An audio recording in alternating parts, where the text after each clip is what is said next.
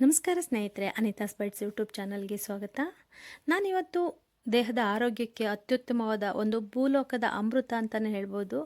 ಆ ಅಮೃತದ ಬಗ್ಗೆ ಇವತ್ತು ನಾನು ಹೇಳಬೇಕಂತ ಅಂದ್ಕೊಂಡಿದ್ದೀನಿ. ಅಂದರೆ ಅಗಸೆ ಬೀಜದಿಂದ ಆಗುವ ಪ್ರಯೋಜನಗಳು ಹಾಗೆ ಏನೆಲ್ಲ ಬೆನಿಫಿಟ್ಸ್ ಇದೆ ಅನ್ನೋದ್ರ ಬಗ್ಗೆ ನಾವಿವತ್ತು ಮಾತನಾಡೋಣ ಫ್ರೆಂಡ್ಸ್.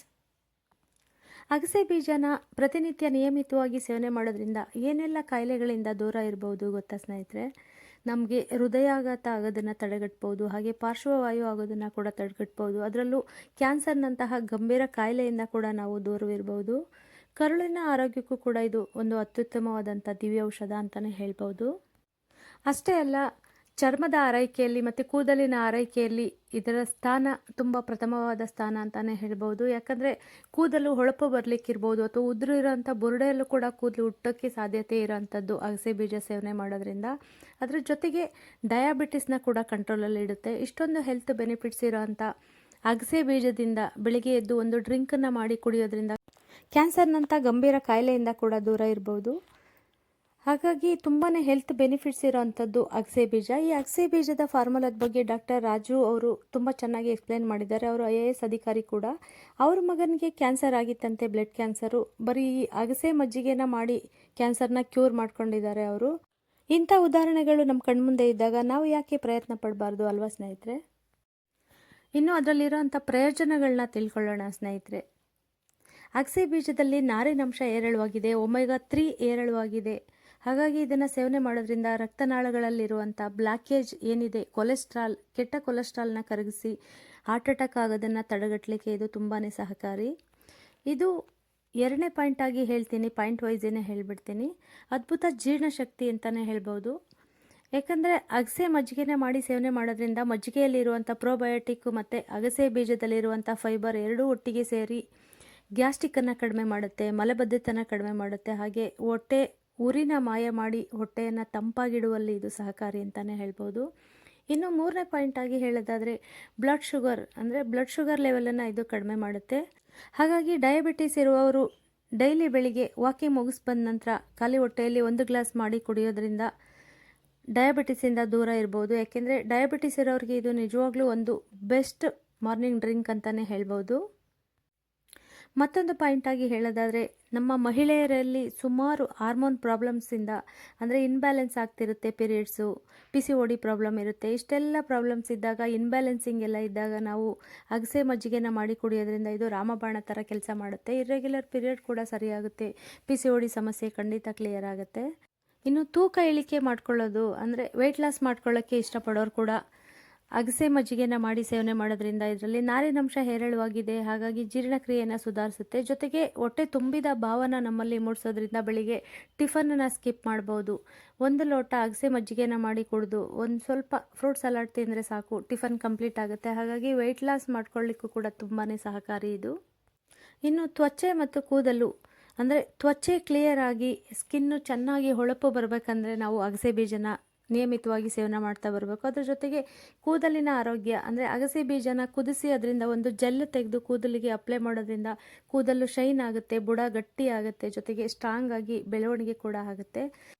ಯಾಕಂದರೆ ಅಗಸೆ ಬೀಜದಲ್ಲಿ ಕೊಬ್ಬಿನಾಮ್ಲಗಳು ಹೇರಳವಾಗಿದೆ. ಹಾಗಾಗಿ ಚರ್ಮದ ಹೊಳಪಿಗೆ ಇದು ತುಂಬಾ ಸಹಕಾರಿ. ಅದರಲ್ಲೂ ತುಂಬಾ ಗಂಭೀರ ಕಾಯಿಲೆ ಅಂತ ಏನು ನಾವು ಕನ್ಸಿಡರ್ ಮಾಡ್ತೀವಿ, ಕ್ಯಾನ್ಸರನ್ನು ಗುಣ ಮಾಡ್ಕೊಳ್ಳಿಕ್ಕೆ ಇದರಿಂದ ಸಾಧ್ಯತೆ ಇದೆ ಅನ್ನೋದಾದರೆ ಅಗಸೆ ಬೀಜ ಖಂಡಿತ ಭೂಲೋಕದ ಅಮೃತ ಅಂತಲೇ ಹೇಳ್ಬೋದು. ಇದರಲ್ಲಿ ಆಂಟಿ ಆಕ್ಸಿಡೆಂಟ್ಗಳು ಹೇರಳವಾಗಿರೋದ್ರಿಂದ ಕ್ಯಾನ್ಸರ್ ಕಣಗಳನ್ನ ಕೊಲ್ಲುವಲ್ಲಿ ಇದು ತುಂಬಾ ಸಹಕಾರಿ.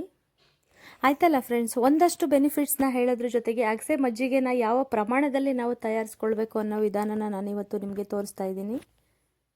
ಮೊದಲೇ ಹೇಳಿದ್ದೆ, ನನ್ನ ದಿನನಿತ್ಯದ ಡಯಟ್ ಏನಿರುತ್ತೆ ಅದನ್ನು ನಿಮ್ಮೊಟ್ಟಿಗೆ ಶೇರ್ ಮಾಡ್ಕೊಳ್ತೀನಿ ಅಂತ. ಮೊದಲಿಗೆ ನಾನು ಆಪಲ್ ಸೈಡೆಡ್ ವಿನಿಗರ್ನ ಸೇವನೆ ಮಾಡಿ ವಾಕ್ ಹೋಗೋದ್ರಿಂದ ಏನೆಲ್ಲ ಬೆನಿಫಿಟ್ಸ್ ಅನ್ನೋ ವಿಡಿಯೋನ ಹಿಂದೆ ಅಪ್ಲೋಡ್ ಮಾಡಿದ್ದೀನಿ. ಈಗ ಅಲ್ಲಿಂದ ಬಂದ ನಂತರ ಸ್ನಾನ ಮಾಡಿ ಫ್ರೆಶ್ ಅಪ್ ಆದಮೇಲೆ ಒಂದು ಅಗಸೆ ಮಜ್ಜಿಗೆನ ಮಾಡಿ ಕುಡಿತೀವಿ. ಅದನ್ನು ಯಾವ ವಿಧಾನದಲ್ಲಿ ಮಾಡಿ ಕುಡಿತೀವಿ ಅದನ್ನು ನಿಮ್ಮೊಟ್ಟಿಗೆ ಶೇರ್ ಮಾಡ್ಕೊಳ್ತೀನಿ. ಇದನ್ನು ಸೇವನೆ ಮಾಡೋದ್ರಿಂದ ಏನೆಲ್ಲ ಬೆನಿಫಿಟ್ಸ್ ಇದೆ ಅಂತ ಆಲ್ರೆಡಿ ಹೇಳಿದ್ದೀನಿ ಸ್ನೇಹಿತರೆ. ಈಗ ಮಾಡೋದಕ್ಕೆ ಶುರು ಮಾಡೋಣ.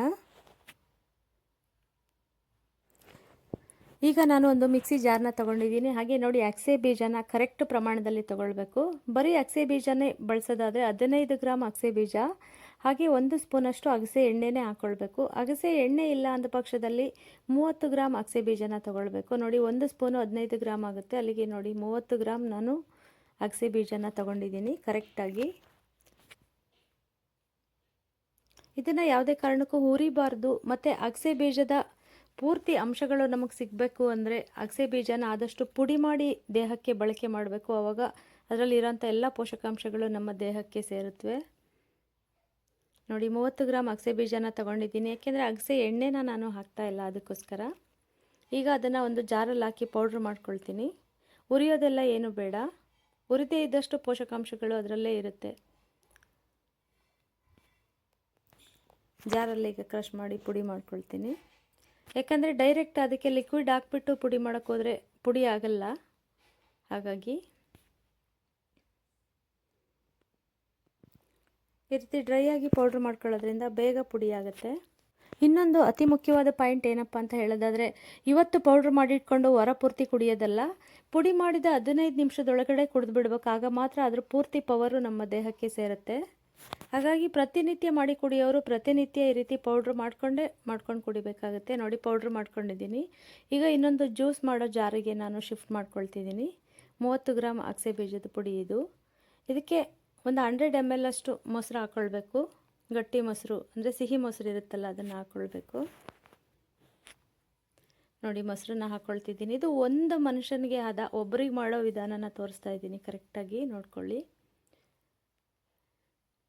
ಕೆಲವ್ರಿಗೆ ಬೆಳಿಗ್ಗೆನೇ ಖಾಲಿ ಹೊಟ್ಟೆಯಲ್ಲಿ ಸೇವನೆ ಮಾಡುವಾಗ ಗಂಟ್ಲಲ್ಲಿ ಇಚ್ಚಿಂಗ್ ಆಗುತ್ತೆ ಅನ್ನೋರು ನೋಡಿ ಸ್ವಲ್ಪ ಪೆಪ್ಪರ್ ಪುಡಿನ ಸೇರಿಸ್ಕೊಳ್ಬೋದು. ಹಾಗೆ ಒಂದು ಪಿಂಚು ಸಾಲ್ಟನ್ನು ಸೇರಿಸ್ಕೊಳ್ಬೋದು.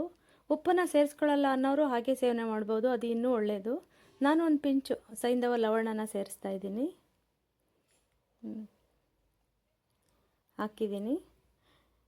ಈಗ ಪೌಡ್ರ್ ಜೊತೆಗೆ ಮೊಸರು ಚೆನ್ನಾಗಿ ಮಿಕ್ಸ್ ಆಗಬೇಕಲ್ಲ, ಅದಕ್ಕೆ ಇನ್ನೊಂದು ರೌಂಡ್ ಕ್ರಷ್ ಮಾಡ್ಕೊಳ್ತೀನಿ.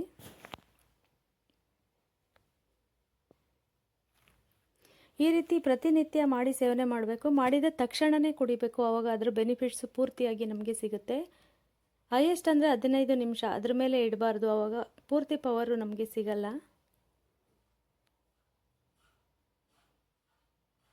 ಇನ್ನೊಂದು ರೌಂಡ್ ಕ್ರಷ್ ಮಾಡ್ಕೊಳ್ತೀನಿ.